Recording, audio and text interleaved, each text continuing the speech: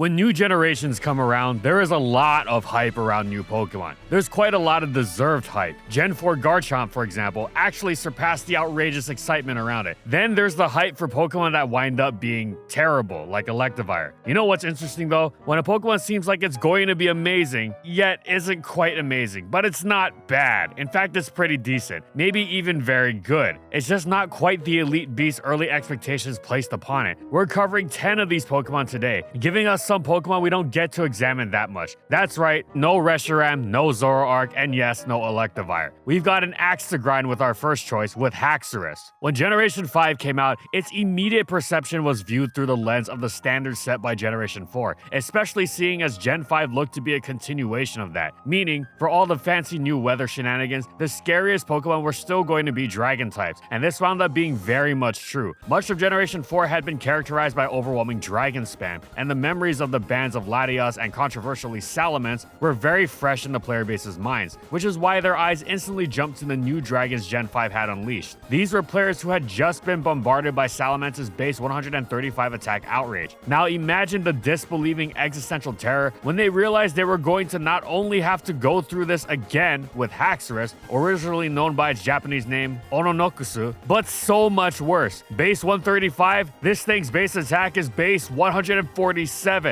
It's a level of power that remains outstanding today. In Generation 5, it was ludicrously tantamount to US foreign policy taking inspiration from Bugs Bunny or the plot of Inherent Vice. It simply made no sense. This thing was almost as strong as one of the new box legendaries, Zekrom, and it wasn't even the pseudo-legendary either. Haxorus's outrage wasn't just quite a bit stronger than Groudon's Earthquake either, and this was no Rampardos theorem waiting to happen. While it wasn't quite at Mence's base 100 benchmark, it was quite close, coming in at a very solid base 97. This was miles faster than renowned Dragon-type Dragonite, for instance. Haxorus also wasn't frail. It actually had quite good natural physical bulk, and its mono Dragon typing meant that it lacked a quadruple ice weakness. So even something as strong as Life Orb Mamoswine's Ice Shard would never KO it after Stealth Rock, and while it was hardly a target for one-hit kills from a myriad of hidden power ices either. Oh, and back to the power thing. It not only got Dragon Dance, but Swords Dance? It was like some sort of absurd cross between Garchomp and Rayquaza, whose outrageous Haxorus nearly matched in power and made Garchomp look like a UU Pokemon in comparison. Haxorus seemed designed to make sure defensive teams would never stand a chance. Oh, and it's also got Mold Breaker Earthquake to ignore Bronzong's Levitate, and it can taunt Skarmory. Not that it needs to do either of those things, seeing as it can actually threaten them. Yes, even Skarmory, through the sheer power of its super boosted outrage. What in the world is going on, everyone wondered. If competitive singles was a real life thing, you'd have seen players running and screaming through the streets in great terror and agony than the most horrendously timed crit para full para, at least in those first days. So, what happened? Haxorus certainly didn't get the Gen 4 Salamence treatment. It was never considered for Ubers at all, even after the more openly obscene elements of the tier's early stages, the Darkrai's and Blazikens, were removed. Now, this is not to say it was bad or a disappointment. In fact, throughout Black and White 1, Haxorus was very good. Its double dance set was killer on hyper offense, and it mercilessly destroyed dominant rain stalls like little else. But it really came into its own with the Choice Band set that defined and legitimized Drag Mag as a playstyle, making it one of the metagame's most dangerous team choices for some time. Black and White 2 came around and basically created Mega Haxorus in the form of Kyurem Black, which, well, you have to be careful to not show that base 170 attack stat to any elderly Gen 4 players out of concern for their health. If base 147 was already insane beyond belief, well, that aside, Haxorus was a dangerous threat and has gone on to have a solid competitive career. However, anything less than a swift boot to Ubers crashes in the face of the mass hysteria of those early days. If you time traveled to that period and told someone that this would go on to be a 2-time member of UU and would also twice land in RU, they might actually go full-on insane we live in a society Joker mode. And the wildest part of all, Haxorus wasn't even the only dragon asking the early Gen 5 player base if they want to know how it got these scars, as it clearly got them from the next Pokemon on our list with Hydreigon.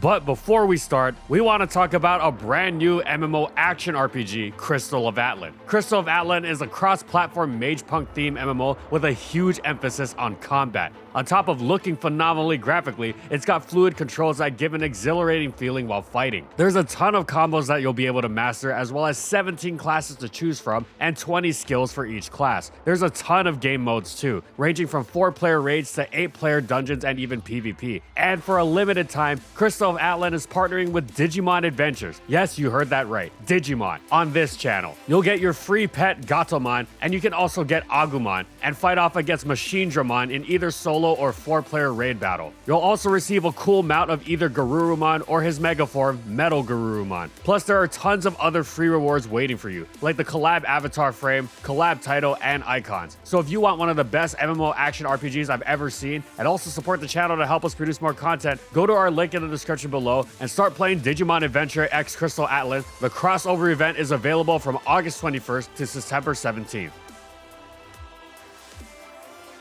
Once again, this new dragon was also opening up the deep, fresh psychological wounds that Salamence had left on the player base. But whereas Haxorus made these previously overwhelming base 135 outrages seem quaint by comparison, Hydreigon would do the same for Draco Meteor, which remember, was still 140 base power pre-Gen 6. Now, Hydreigon didn't quite reach the same astronomical base attacking stat, but it didn't need to. The benchmark was base 110 special attack, as that was what both Latias and Salamence had rocked OU with, and which was still quite strong. Heck, Dragapult does a great job with 130 base power Draco and 100 base special attack in Gens 8 and 9. Hydreigon, though, left Latias and Salamence's base 110 in the dust at base 125. It was actually approaching the newly freed Latios' power level. It was also rife with other excellent qualities that terrified the player base for how they flipped common responses to these dragons on their heads. The Lati twins were famously pursuit weak, and its secondary dark typing, Hydreigon, resists pursuit, so forget that. Salamence was known for getting worn down quickly thanks to its stealth rock weakness. Hydreigon was nice and neutral. While it wasn't Mence level fast, it was still quite good. Coming in at, and there's no way the jokesters at Game Freak didn't do this on purpose, base 98, meaning it outpaced Haxorus by 1 point. Speaking of Haxorus, it did provide a similar level of power on the special side, despite the much lower attacking stat, thanks to Draco Meteor's 20 base power points over Outrage.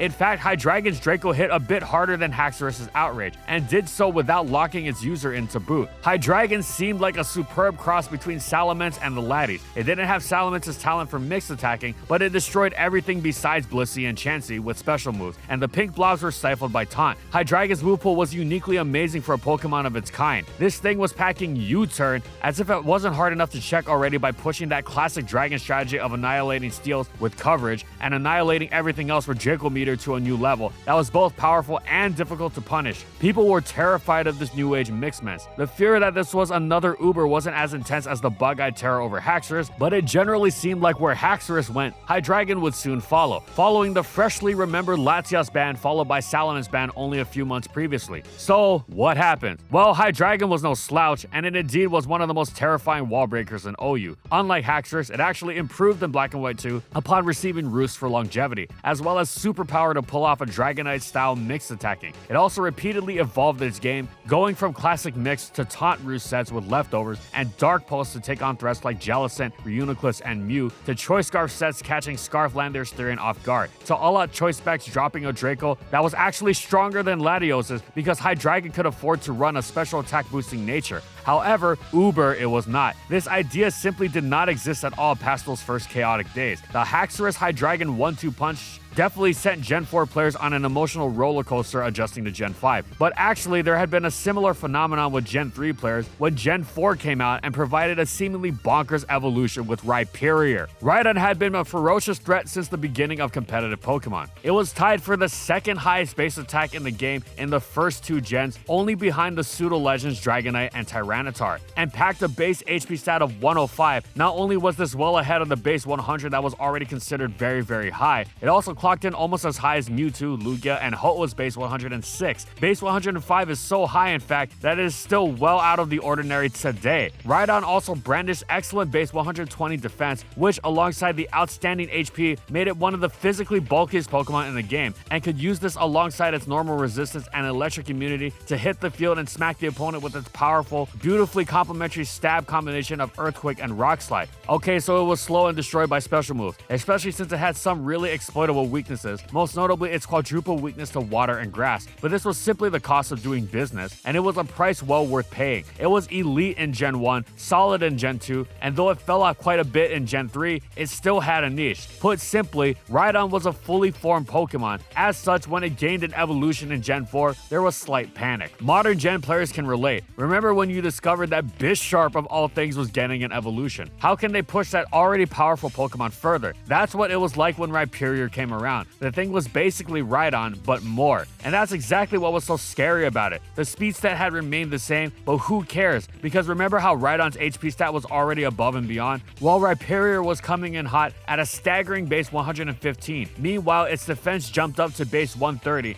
meaning Rhyperior had Lugia's defense and a lot more HP. Its attack rocketed up to base 140, and the rock slide it used for stab previously was now a far more vicious, if inaccurate, Stone Edge. Even its special defense was boosted slightly. Oh, and Rhyperior's ability was Solid Rock, so even if you hit it super effectively, the damage would be reduced to 75% of its original capacity, and rock types now gained a special defense boost in Sandstorm. Players were up in arms. How do you beat this thing? Well, the same way you'd always dealt with Rhydon. Yes, Rhyperior was far more well equipped to handle his weak points, but those weak points were still as difficult to manage as they were abundant, especially as it was just so slow. And no, its newly gained rock polish didn't do much to quell that issue. If you told someone at the beginning of the generation that Rhyperior would wind up in UU, not in some theoretical crazy power creep future gen where Mewtwo can barely manage to hold on to its OU status, but in the same generation, they would look at you as if you just suggested date night at a federal penitentiary. But indeed, Rhyperior well to UU was nowhere near overwhelming in the water and grass heavy metagame. Rhyperior was far from bad, of course. Not only did it thrive in UU, but it also had a genuinely terrifying OU niche if supported correctly. Still, it was far from the rock wrecker expected in its early days, somewhat akin to one of the legendaries also introduced in that generation with Cresselia. Lugia had finally arrived in OU. Such was the sentiment upon players' glimpse of Cresselia. Suicune had been compared to Lugia before, but Cresselia came by comparison more legitimately. Not only did it outbulk Suicune's base 100 HP and 115 defenses by a mile, with jaw-dropping base 120 HP and defense alike, as well as base 130 special defense, it packed non-rest recovery in the form of Moonlight, and its psychic typing recalled Lugia's fighting resist, which was particularly important in the generation that had introduced close combat. In some ways, Crest was even harder to take down than Lugia, as it wasn't weak to Stealth Rock or Common Rock or Ice coverage used by fighting types. In early Diamond and Pearl, the Scar and Bliss combination's immense walling power was loathed by many more casual players. Demands for no Scar and Bliss weren't uncommon. There was a saving grace though. Scar and Bliss was utterly eviscerated by everyone's favorite new starter, Infernape. However, when Scar and Bliss was joined by Cresselia, these players really lost their minds. This was looked at as incredibly cheap. How can you break through broken Scar and Bliss when they're paired with the perfect counter to the one thing that beats them? This informal Scar and Bliss clause was taken a step further by many. No Scar and Bliss Crest read the demands of many players looking to battle. Of course, this was quite a casual perspective, but it was uniquely present and even at the highest levels of competition. Cresselia's walling ability was renowned for how it took on a myriad of new dangers like the hyper-broken Garchomp. This didn't last though, and OU's Lugia wound up not even lasting in OU. For all its incredible hit-taking, Cresselia had many of Lugia's flaws. It was quite weak and passive in how it played, but more importantly, it struggled to function in a world dominated by Tyranitar. Not only was it pursuit weak, T-Tar's presence hampered its recovery, with Moonlight only restoring a paltry 25% under Sun. The fact that Moonlight had a mere 8 PP didn't help at all. As such, Crest fell to UU. It was far from a bad Pokemon, of course, as it utterly destroyed UU and got banned, and maintained several interesting niches in OU. Many of them centered around its signature move, Lunar Dance, which restored PP to the Pokemon it healed, and thus made it a legitimate alternative to Healing Wish. Crest was actually at its best in Ubers, where its walling ability was finally able to shine. It paired with Groudon's Eternal Sun to make for a Moonlight that healed a stunning 66% a pop, which alongside its lack of a Stealth Rock weakness made it absolutely impossible to KO, allowing it to answer even Ubers' most uncounterable terrors like Rayquaza. Still, Cresselia didn't quite live up to the suggestion of its walling ability being so complete it required a clause to allow it for fair play. Now we're going to jump ahead to Generation 8 with Obstagoon, who gave the Zigzagoon Linoon line some life after being relegated to punchlines about early game fodder for so long. Recall Rich Boy Winston using a full restore on his level 7 Zigzagoon. Game Freak's masterful commentary on the pervasively vacuous perniciousness of gratuitous to it as well. Now Obstagoon was poised to dish out some seriously frightening offense. It packed a uniquely destructive stab combination, with Flame Orb activating both its Guts ability and Facade's extra power. It had 140 base power to toss around, flanked by one of the best moves in the game for its other stab and knockoff. That's not all. With close combat, it's got amazing fighting coverage and a move so strong, it comes close to approximating a third stab. It's still got a fourth move slot left over too, and that just enhances the terror of the first three. Bulk Up launches the power to unwallable threats. It's got excellent coverage in Ice and Fire Punch, and it can even go beyond all-out damage if it chooses to switcheroo its Flame Orb over an opponent once it's activated, ruining its switch-ins even more. Heck, it can even throw out a parting shot if it wants. This embarrassment of riches that constitutes its bombardment of the opponent is coming off of a solid base 95 speed, and what's more, it's hardly a glass cannon. Obstagoon has quite respectable natural bulk, and it packs one of the rarest, most invaluable defensive traits any Pokemon can ask for, a Ghost Immunity. So, what happened? Obstagoon was actually very popular in early Gen 8 OU, and it seemed like it was the real deal. It possessed the unique trait of turning Dragapult, of all things, into an avenue for its own blistering offense. Sadly, it tapered off over time, and not just because of the eventual expanded Pokedex making it less impressive by comparison. It didn't even need the comparison for players to realize that it couldn't quite deliver and execute on the level that it wanted to. It's got an impressive arsenal of power, but it's coming off of a base 90 attack. This isn't necessarily an indictment on its own though. After all, Dracovish and its comically OP Fishious Wrens were also coming off of a base 90, but Dracovish was a one-hit kill machine, and Obstagoon, while certainly very strong, was not, which it really needed to be. Its decent natural hit-taking ability was severely impeded by the fact that the Flame Orb that it needed for Guts would actively wear it down. Sure, it was only 6.25% at a time, but it makes a world of difference compared to,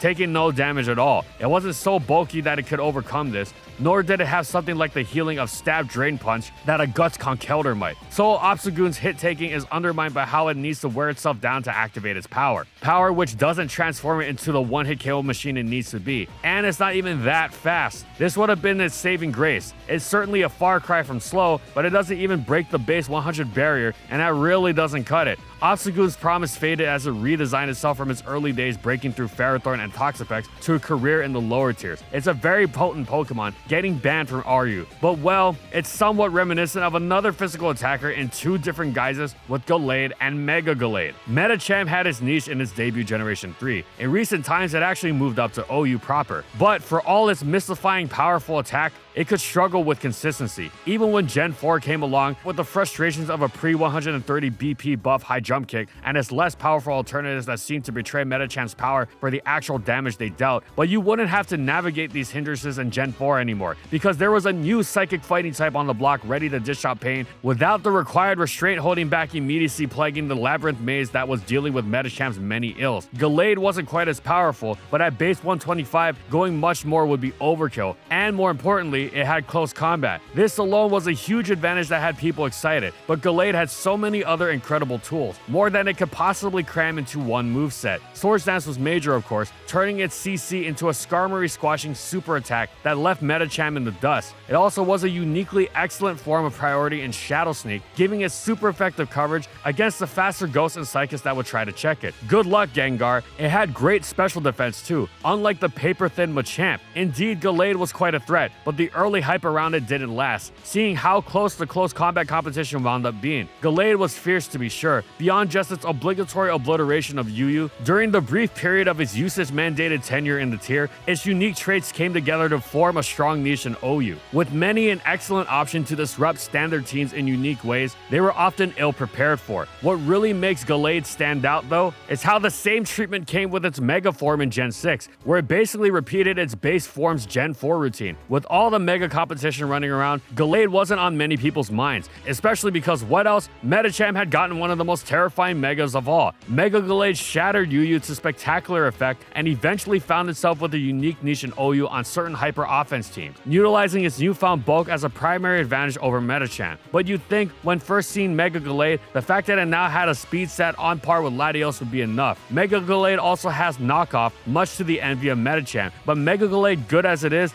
not the manifestation combination of the one-hit KO that Mega Medicham and its high jump kick are. And speaking of Pokemon that were let down twice in Gens 4 and 6, we have Togekiss. Finally, Misty's Togepi could evolve all the way to a good competitive Pokemon. Togekiss, for all the blandness of its normal flying typing, had a lot to like. Its Stab Air Slash and its Serene Grace doubled flinch rate were especially nasty not just because of its high base special attack, but because of the nasty plot that could then boost it further, meaning it needs to flinch you a lot less, if at all. Both offensively and defensively, it was blessed, with Flamethrower or Fire Blast and Aura Sphere to smash most flying resists alongside a hefty bulk on both sides of the spectrum, reinforced by recovery from Roost and a whole host of utility moves. Thunder Wave to make its air slashes even scarier, Heal Bell to help its teammates and allow it to dominate Blissey that thought it could just Toxic and win, even Trick for a Choice Scarf set. Still, for all the threat that it posed to be ruinous on a scale that made Ironhead Jirachi look mildly irritating, it struggled to make good on the threat as much as it liked. Its weakness to Stealth Rock was more than your average inconvenience, especially coupled with its average speed that Paralysis couldn't always compensate for.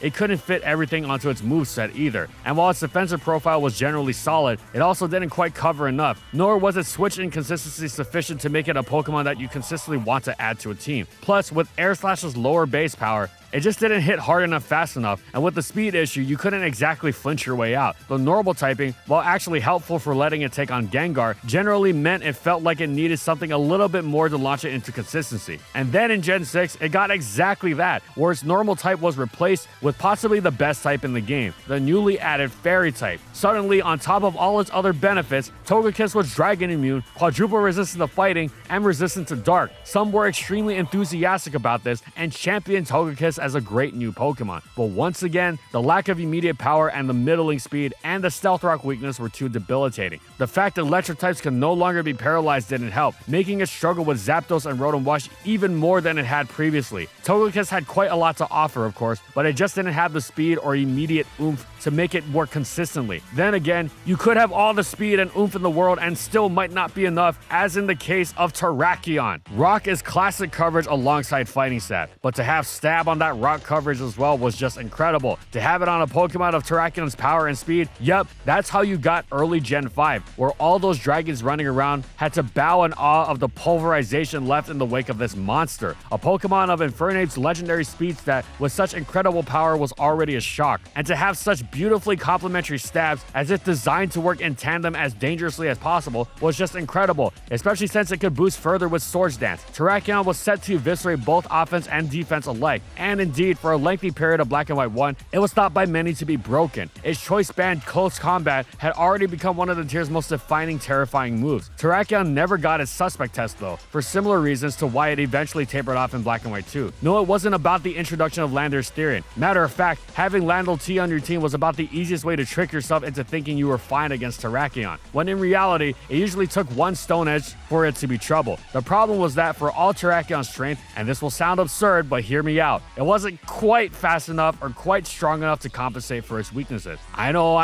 How much stronger and faster do you need to be? Well, Terrakion needs to automatically destroy a lot to make up for the relatively limited opportunities it gets to switch in. It's not frail, and switch moves go a long way, but when you get this thing in, an opponent's Pokemon needs to be in danger of dropping. Otherwise, it'll take too long to get the value out of Terrakion, and it will be revenge killed by the even faster, stronger Pokemon that were the norm all the way back in Gen 5, to say nothing of offensive teams with priority aplenty. So here's the exact problem. Terrakion is a one-hit KO machine when it's using Close Combat. This is unquestionably a move that deletes non-resist. The problem is that Stone Edge is not nearly as strong, making it difficult for it to reliably muscle through the bulkier fighting resists that are a necessity for any team looking to be halfway decent defensively. And those teams that aren't are the ones that are bombarding Terrakion with offense and priority. Basically, Terrakion is forced to spam Stone Edge, and Terrakion is a lot less scary. This isn't to suggest that Terrakion isn't one of the Pokemon most easily capable of sending an opposing team on the express train to Splitsville, because it is. And it's not even that there are that many Pokemon capable of matching it in this regard, because there aren't. However, those that do tend to challenge it for their greater overall utility, which is why Terrakion has struggled in the gens following the 5th, even though theoretically the Fairy type is is just another fighting resist waiting to get Stone Edged. But that takes away from Terrakion's primary strength. Not a Pokemon you want to give any breathing room by any means, as anyone who's faced Swords Dance Terrakion with an unknown Z Crystal in Gen 7 UU will tell you. It's just not quite what the early gushing would have suggested. It's a letdown, just like it was for Alolan Marowak. In early Gen 7 OU, Alolan Marowak was raved over by the player base. It wasn't just that it was an incredibly powerful physical attacker with superb dual stab, backed by perfect coverage and a great move pool, including Stealth Rock, though it was that the same typing that gave it such excellent stab also gave it a certain unique utility against some of the metagame's scariest elements. You'd think a Pokemon of such unimpressive base stat total wouldn't stand a chance in an OU as powerful as Gen 7, but Alolan Marowak seemed like the real deal. It managed to check the monstrously broken Pheromosa, and it threatened the daylights out of Stall, which was dominant to the point of controversy, without being trapped by Dugtrio, as the Ghost type had become immune to trapping abilities in Gen 6. Alolan Marowak became the Stall killer. Plus, with Lightning Rod, Alolan Marowak was an amazing check to Tapu Koko. Fire Ghost with an electric immunity is simply overflowing with defensive utility, and for this to be in service of such an offensive ferocity that was nigh unwallable was tremendous. So, what happened? Pheromosa was banned, and so was Dugtrio, making Stall much easier to deal with, but that didn't seem like it would affect Alolan Marowak, as its innate qualities were just so good. Tapu Koko wasn't going anywhere, for instance. Be that as it may, those flaws everyone was willing to overlook early on out of excitement and, yes, necessity, were too much to manage. Even if Pheromosa had stuck around, these flaws would have eventually been taken advantage of, because they were major. The fact of the matter is that Alolan Marowak possesses some of the worst flaws one could have. It is slow and weak to Stealth Rock. This is just about the easiest thing in the world to take advantage of. Thanks to the thick club it has to hold, it doesn't even get leftovers. It's also not even that bulky, certainly not on the special side. These flaws go beyond it disappointing in OU. They follow Alolan Marowak through every tier. It can have its moments, especially on a Trick Room team, but it's a lot of promise betrayed by its stats. A shame for such a unique Pokemon. A physical Fire Ghost type? Well, speaking of uniqueness, here's our finale with Nihilego. As the otherworldly parasite that made Lucamine go full-on Mother Beast mode, still one of the coolest things that happened in a Pokemon game, expectations for Nihilego were high, especially since it was one of the Ultra Beasts, and because it was such an interesting Pokemon. There's really nothing else like it. It's a strong, speedy special attacker that has Rock Poison as its typing, of all things, and is incredibly specially bulky to boot, with a colorful attacking move pool including Thunderbolt's excellent coverage and support in the form of Stealth Rock and Toxic Spikes. It's got the stats, it's got the moves. Does it have the typing to deliver on that promise? Well, kinda. Being a grounded poison is amazing in the world where Toxapex is constantly laying down its own T-spikes. Being able to absorb them is wonderful support, and there's always going to be use for a strong special attacker that can also take some hits. And the difference between Nihilego and Heatran is that Nihilego's speed stat is genuinely superb, with its base 103 seemingly designed explicitly to get the jump on Garchomp. You can thus run a pretty strong Choice Scarf set with it, and it's actually a great check to the eternally dangerous Volcarona. Plus, Poison Stab threatens the daylights out of the 4 Tapus now ruling OU. There's a lot to like, and indeed, Nihilego saw a good chunk of usage early on. But sadly, while it was certainly not a bad Pokemon, it didn't quite perform the competitive equivalent of the number it did on Lucamine. While Rock Poison typing is certainly interesting and had a unique set of upsides, it also had many exploitable weaknesses. Nihilego's non-existent physical defense was a major factor too. It's a familiar story by this point. Decent, sure, but not quite speedy or strong or otherwise impactful with utility to be any more than that. It's a great UU Pokemon, no question, but you kind of wish Mother Beast Nihilego would burst onto the scene.